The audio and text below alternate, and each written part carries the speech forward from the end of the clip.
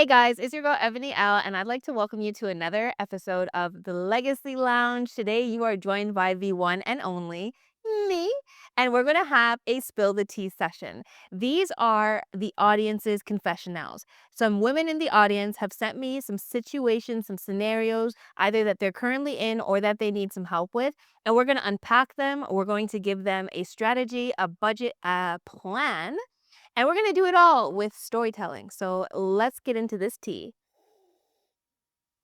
There. I had to make the sound.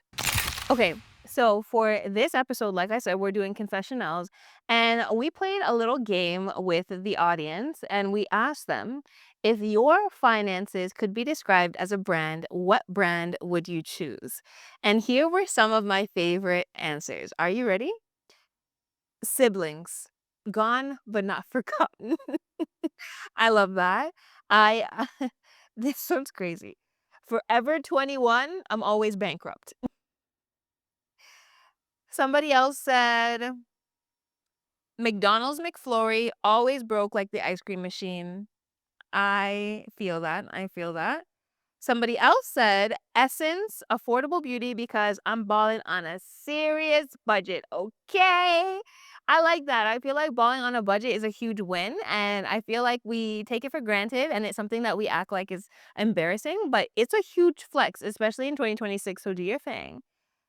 Instant noodles. It just boils over too fast. I feel like the trend for 2026 is tight. Things are already tight.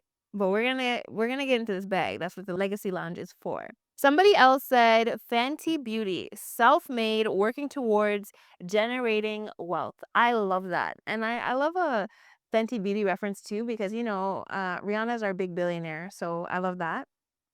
No name brand from No Frills, just not something I'm liking right now. No name brand is doing some good marketing. It can come for the best. It can take a turn. I promise. Toys R Us, financially struggling, but I'm still here. It's crazy because Toys R Us has been bankrupt for like as long as I can remember, but they are seriously still here. And I think this one is so good because it shows that you can struggle but continue. Like, you can be in your struggle, but you can rise from your struggle and you can come up from it. So this is really, really good. And if I were to answer this question, I put a lot of thought into this. And as much as I'd want to answer, like Louis, Dior, it's not. I'd have to say Fashion Nova.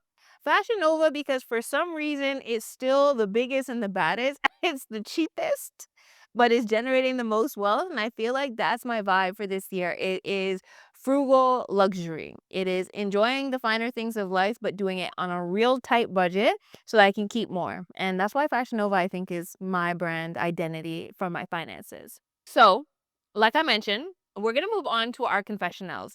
This episode really is for the audience. And first and foremost, I want to encourage you as you listen to some of these scenarios, I want you to know that you can always DM me, you can send me an email, you can head to my website and submit your confessional because we are going to address them on this video podcast. Okay? So, for the first confessional, somebody said, do you know anything about investing in stocks? I need to get my finances together before I hit 40, and I only have 359 days. Okay. This is so good. When it comes to investing in stocks, I feel like it is a scary conversation.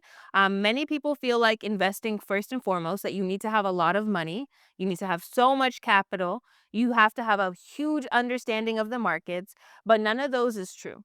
On the other side of that, a lot of people feel like investing is gambling. Like, you're afraid of risk, you feel like you're going to lose everything, and you're not quite sure how to get in on the market. As a result, most of us are leaving our money sitting in with the banks. It's earning less than 1%, which means your money is making a penny every now and then, which is crazy because you can't even withdraw the penny, right? So instead of doing that, when it comes to investing, here are some of the key things that you need to understand. One, you need to understand who are you as an investor. Some of you are on TikTok scrolling and people are like, all you got to do is buy a Benz and then Uber it out. And then once you Uber it out, then you have cash flow and you can invest that cash flow. And it sounds crazy. It sounds overwhelming. People are telling you to invest in Bitcoin. People are telling you to invest in Tesla, Nvidia, and you just don't know where to start. The truth is that when it comes to investing, it's a game for each individual. You have to figure out who you are as an investor. The first question that you should ask yourself is, how comfortable am I with investment concepts? Do I feel like I know a lot? Or am I completely new to this game? Two, how comfortable am I with risk? Okay. If I have $10,000 invested and I've saved that up over the course of a couple of years, and now my market value, which means I've logged in, I see that I only have 6,000. What do I do? Do I pull my money out because I just don't want to lose anything more? Do I leave my money in there and wait just to see if anything happens for the better? Or do I buy more? Some of you are listening to that last option and you're like, you just said it is down 4 grand. I'm not putting any more money in it. That tells me exactly who you are as an investor. A high risk investor, i.e., the TikTok investor, is somebody who would take that opportunity to put more money in. A balanced investor is somebody who would take their time to wait, right? I would probably reevaluate later. And a lower risk investor is somebody who would feel tempted to pull their money out, right? That means that you either need the money in the foreseeable future or you're just not quite comfortable with risk. If any of these scenarios kind of raise the hairs on your back, this is good because this helps you figure out who you are. The next thing is, once I've identified who I am, what should I invest in? The world of investments is huge. There's a lot of favorites. There are ETFs, there are index funds, there are segregated funds, you name it. And really, you just want to pick something that is either equally volatile to what you like or less volatile to fit your needs and your comfortability. What I would recommend is evaluating the markets, identifying if you want to be in the US market, the Canadian market, whether or not you need something that's guaranteed or fixed, and then set a plan. With investments, you don't need to have a whole bunch of money either. You can actually start with something as little as $50 a day. And once we invest that, is going to grow into something that you might like. Now, you want to get your life together before you're 40, and we only have 359 days. So here's going to be my recommendation for you. Rule of 72 says if you take 72 and you divide it by how much interest you're earning, you'll obtain the approximate amount of years it'll take for your money to double. Which means if I'm making 1% on my money and I invest $10,000 at my current age, 29, by the time that I am 72, so 72 years from now, I'm only gonna have $20,000. If I've put it in an account earning 12%, you're probably like, where the heck is 12% average? If I put it in this 12% account, by the time that I'm 65, I'll actually have $640,000. That's me just putting in that money once, right? And so you need to figure out, again, level of comfortability determines how much interest you get because more volatile means more returns. And if you are less comfortable, it doesn't mean that you have to earn 1%, but probably you're going to be in the range of 6 to 10. You do that for a couple of years, whether you put the money in there once or you keep putting it in there, it will grow because of compounding interest and it will grow into something you like. If you do this consistently and you start now, then by the time that you're 45, you'll have a little something something to celebrate with. Thank me later. The next one that we're going to do today is um really unique. It is that my boyfriend and I took out a loan to start a business.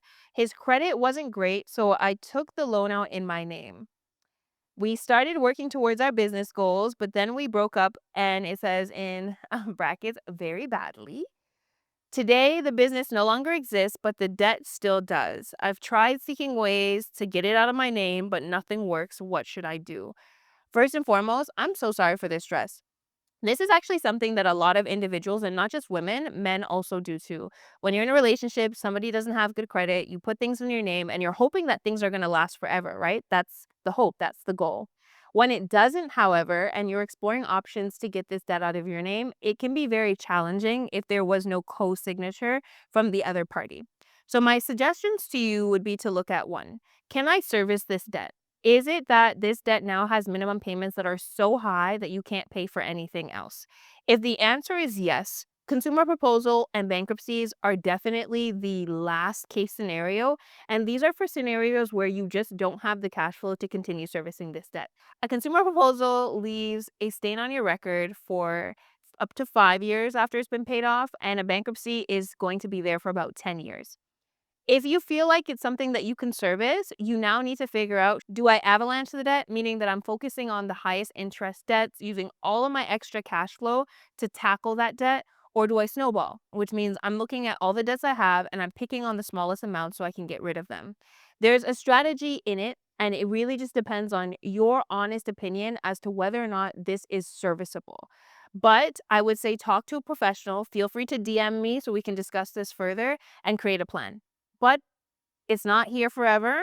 It's something that we can definitely tackle and get rid of. Don't stress. Let's just work towards it. I'm going to pick one more for this episode of the Confession Now. And this one is exciting. I like to do one that's in all the buckets. So my credit score just increased to above 800, and I have a trip to Japan that I'm about to book. I'm teetering between getting the Amex Cobalt or the Amex Gold. I have a TD travel credit card right now, but I'm looking for something that I can quickly accumulate points on as I'm going to be traveling more intentionally going forward. First of all, congratulations. Credit is one of those things that can make or break your confidence. And when you have it increasing and you finally hit this milestone, it is huge. So, big congrats to you. And you know that I love to travel. So, with this, what I would say is there's a bunch of different travel credit cards that you can leverage. Amex is definitely good, especially with that credit score. For others, you can try things like the TD Aeroplan card. There's also the RBC WestJet card. Right now, one of my favorite travel cards is actually Aeroplan because I can redeem it for flights, I can redeem it for hotels, but I can also redeem it for things like Amazon, Sephora.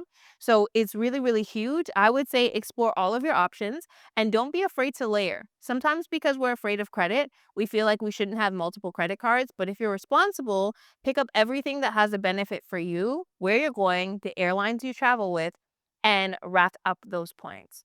Thank you so much for tuning in to today's episode. The ConfessionElle series is something I'm super passionate about. I would love to see more of your stories, more of your questions so that we can answer them. But be sure to tune in to the next episode coming to you in just a couple of weeks. And until then, I will see you later. Bye.